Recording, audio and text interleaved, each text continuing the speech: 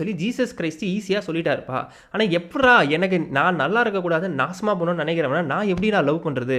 ஒரு எனிமீஸ்னால் ரொம்ப பெருசாக நம்மளை வந்து யாரும் துப்பாக்கி எடுத்துகிட்டு நம்ம எதிராக வரப்போகிறதில்ல. நம்ம வீட்டில், பக்கத்து வீட்டில், இல்லை ஆஃபீஸில், காலேஜில், ஸ்கூலில் நடக்கிற பிரச்சனைகளுக்கெல்லாம் நம்ம நல்லாவே இருக்கக்கூடாதுன்னு பல பேர் நினைக்கிறான். இவனுக்கு போய் நான் எப்படா லவ் பண்ணுறது, இவனை எப்படா இவன் மேலே அன்பு செலுத்துறது அப்படின்னு நீங்கள் கேட்குறீங்கன்னா அதுக்கான ஆன்சர் என்கிட்டையும் இல்லை. நானும் அதே நிலைமையில தான் இருக்கேன்.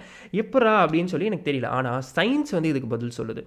சயின்ஸ் சைக்காலஜியே, அதாவது சயின்ஸ் வந்து வழக்கமாக என்ன சொல்லுவாங்கன்னா, கடவுள் நம்பிக்கை இருக்கிறவங்களாம் சயின்ஸுக்கு எதிரானவங்க, சயின்ஸ் வந்து கடவுள் நம்பிக்கைக்கு எதிரானது அப்படின்ற மாதிரி சொல்லுவாங்க. ஆனால் சயின்டிஸ்ட் பல பேர் வந்து கடவுள் நம்பிக்கையோட இருந்திருக்காங்க. பெரிய பெரிய சயின்டிஸ்ட்லாம் கடவுள் நம்பிக்கையோட இருந்திருக்காங்கன்றது வந்து ஒரு முக்கியமான விஷயம். இப்போது சைக்காலஜி படி இது என்ன சொல்லுது, லவ் யுவர் எனிமீஸ் வந்து உண்மை அப்படின்னு சொல்கிறது காரணம், சைக்காலஜி படி நம்ம ஒருத்தனை மன்னிச்சு விட்டுட்டோம், ஒருத்தனை வந்து நம்ம என்னதான் அவன் கெட்டவனாக இருந்தாலும் அவனை வந்து நம்ம வந்து பாசிட்டிவாகவே பார்க்குறோம், நம்ம வந்து அவனை அன்போட டீசெண்டாக ரெஸ்பெக்டோட ட்ரீட் பண்ணுறோம் அப்படின்னா நம்ம உடம்புக்கு அது நல்லதான்.